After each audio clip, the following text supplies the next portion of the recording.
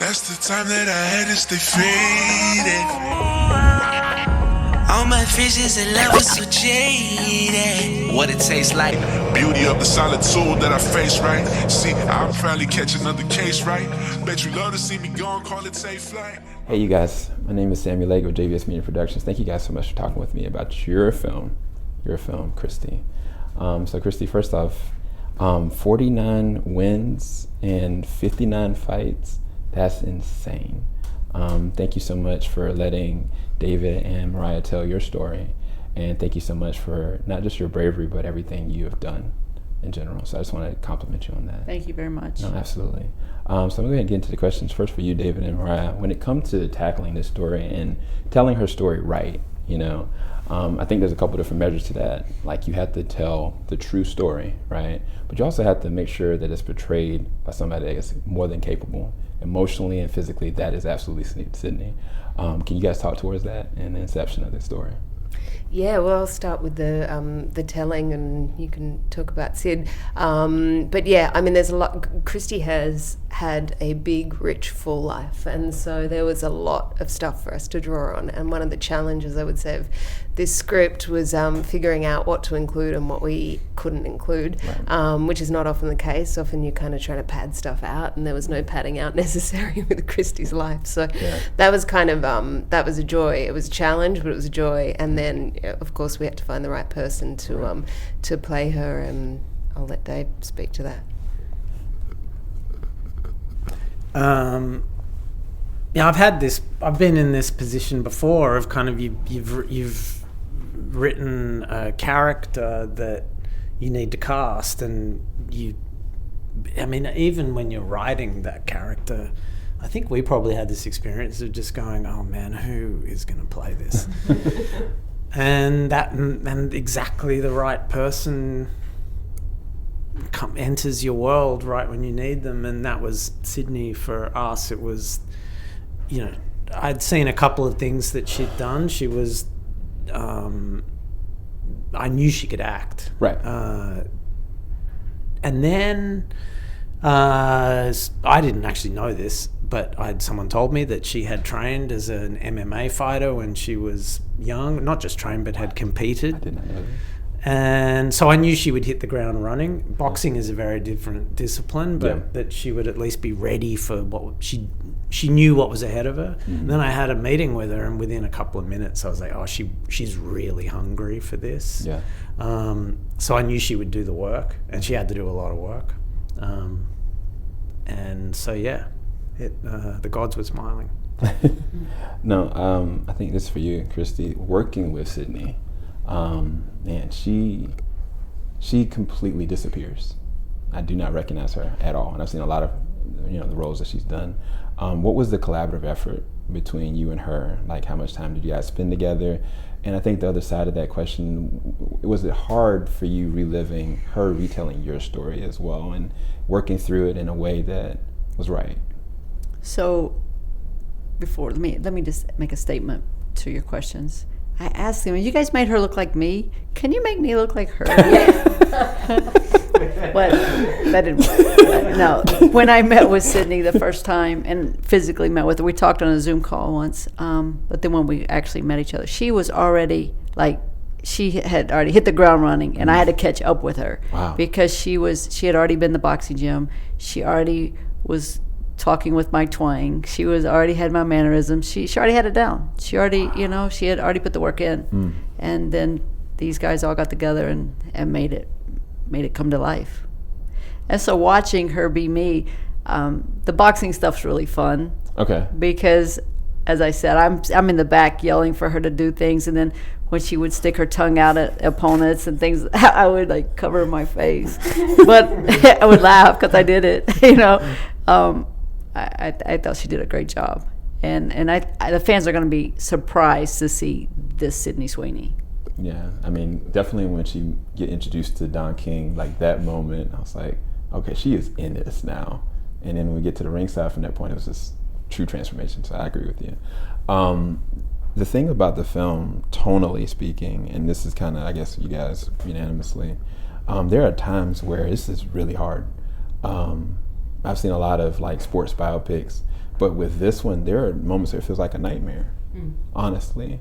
And I think part of that is very important at the same time, because as much of it feels like a nightmare and this is the worst case scenario, I see levels of hope, right? I see like the other trainers. I see Rosie, and especially when she meets Lisa. And Lisa was a very interesting one, because I think that Katy does something with her eyes.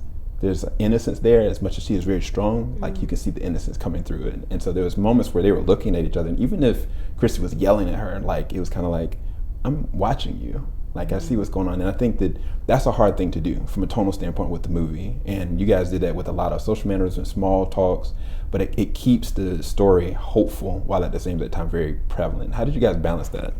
Yeah, I mean, that was hard. And I think as nervous as we were about finding the right Christy, I think we were nervous about finding the right Lisa as well. So really lucky to get Katy on the movie. I think she's fantastic. I agree. Yeah, I think you're always sort of treading that very fine line, because the film is about a lot of things, a lot of different things. And Christy did a lot, like I was saying, big, rich, full life. But in a lot of ways, the film exists because of the darkest moments in Christy's life. Right. And we want people to both come into this enjoying the full spectrum and the ride of it, but we also believe that the film is about stuff. It's about really important stuff. So we constantly in the writing process were trying to kind of tread the right side of that line, and then throughout the shoot and the edit as well, it's a constant sort of balance to try and get that right. But at the end of the day, the most important things that are in there are sometimes not the easiest to watch. True. I mean, it's a strange thing to say, given this was all actual lived experience for Christy, but you know, when I'm contemplating, like, what am I going to spend the next couple of years of my life doing in terms of a project? There was something about Christy's story that was exciting to me. Again, strange thing to say, given it was all lived experience, but you know, you could see there was something about the idea of making a movie that starts as a kind of just an underdog sports movie, right, with a kind of adorable West Virginian Muppet at the center of it, but that about halfway through starts to transform into something way more powerful and actually horrifying. But you know, if that was all the transformation was just into something horrifying, cut to black roll credits, then I wouldn't want to do it. It was I knew that at the end of this movie there was going to be something so powerfully moving and uplifting that I don't know, the idea of that of doing the work to get to that point was what was exciting to me. Yeah, I think, and this is really hard to say because you're right here. Just to be honest with you, this was really abuse, whether it is verbal, whether it is physical. At the end of the day, the person is trapped. It's a cell, right? And I think the way you guys had Sydney portray it, like, you start to watch her become numb. You start to watch her separate, isolation. Even while she's fighting him, or fighting the circumstance of not being able to get out of it, until, unfortunately, even the very last moments of, unfortunately, the scene, it was kind of like she was still pleading. And it was just really hard to actually watch and see. But I think at the same time, it's important, because some people are dealing with real abuse. Some people are dealing with circumstances, whether it be verbally or with family, and you just don't know. And so from an audience standpoint, what did you guys hope that the audience can kind of pull from, as harsh as this is, as nightmarish as the circumstances, you came out of it, right?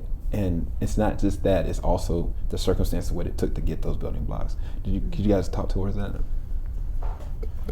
Yeah, well, I mean, we talk a lot about how important we all feel it is for people to understand and register the red flags of coercive control specifically, and there are a number of steps. It's like a playbook, and I think the more familiar everyone is, not just victims, but people around people that are experiencing that, the more chance we have at breaking that cycle, calling people out, at leaving when we know we should leave rather than staying in it for too long. So, it was very much, Dave and I did a lot of research around coercive control and intimate partner violence, and really kind of tried to school up about what those steps are. And like I say, they're remarkably common and the same in many relationships. So we wanted to really find a way to have all of them on the screen in some capacity. No, but I think what you said is totally right. It's not just about, even those people around someone who's maybe like a victim of, who was in a coercive control relationship, even if for them recognizing the red flags, maybe offering help when otherwise they might have thought that they were sticking their noses into somebody else's business. Maybe it's okay to reach out and say, I'm here, or I can. It's just awareness, and right. Whatever happens after that has to start with awareness. Yeah.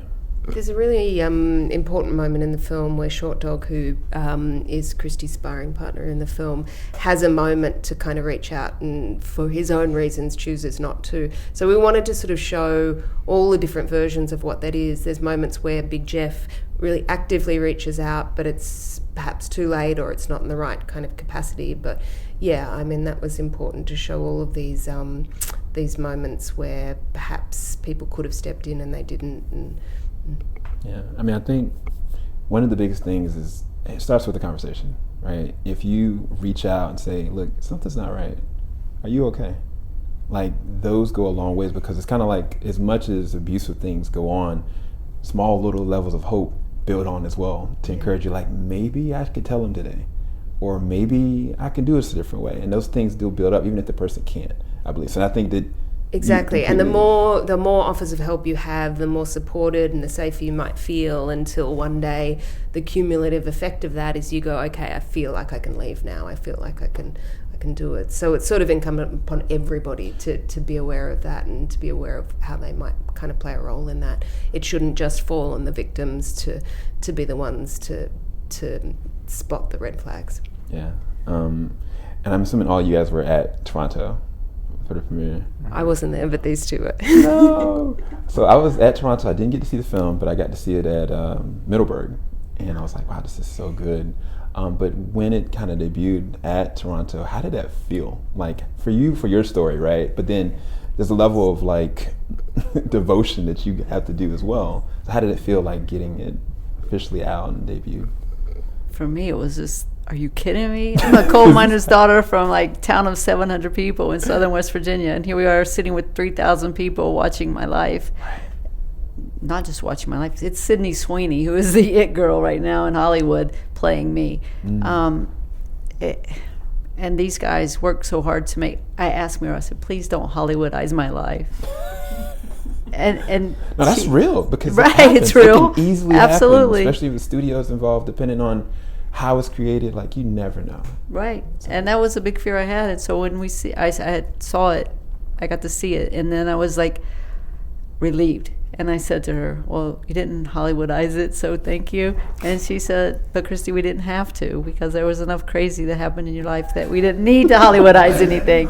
So it's just overwhelming. I don't know if I'll ever have words to put into a sentence that makes sense about how I feel about this movie.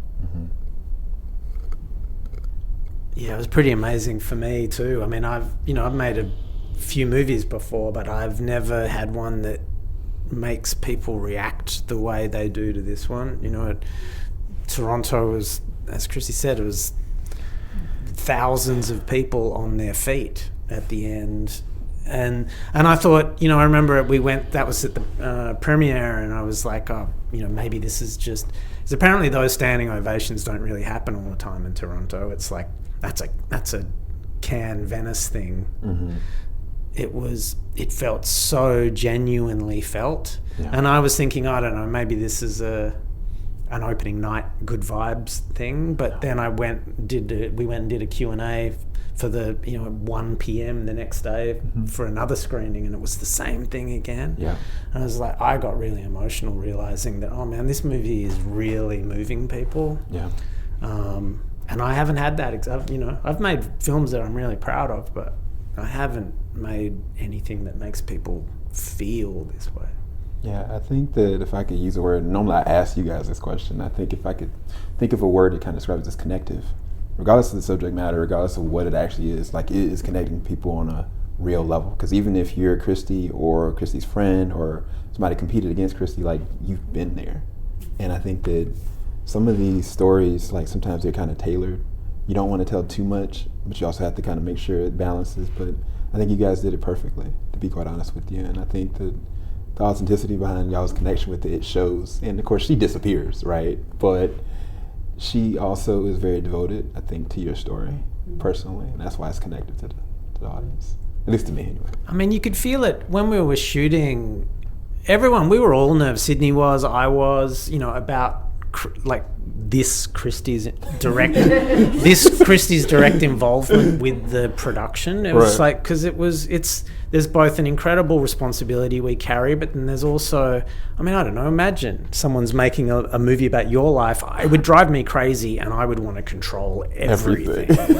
And so we were all a little bit nervous, and there was this, Christy came to set, and I think it was like the first or second week. It was, and the first assistant director said, oh, hey everyone, just before we get going, Christy Martin is here, and everyone just like stood there and applauded for. I started crying. I think a bunch of us were. Suddenly realized that, oh man, everyone on this set is here for the right reason. They believe in this story. And it was almost like from that moment, any concerns anybody had and I think maybe yours as well, you knew that everyone was there for the right reason, and everything just felt good after that. It was a little much though. Here I show up on this film set, right, movie set, and there's these huge trucks and there's hundreds of people running around, and I'm like, oh my God, this is really awesome to be on a film set. Right. And then I was like, oh shit, this movie's about me. So it was like a double whammy. It was awesome. These guys were great though. Everybody made me feel at ease and at home. No, that's amazing to hear. I really don't have any other questions. Thank you guys so much for such an amazing film. Thank you so much for your life. Thank you. It's nice to meet you.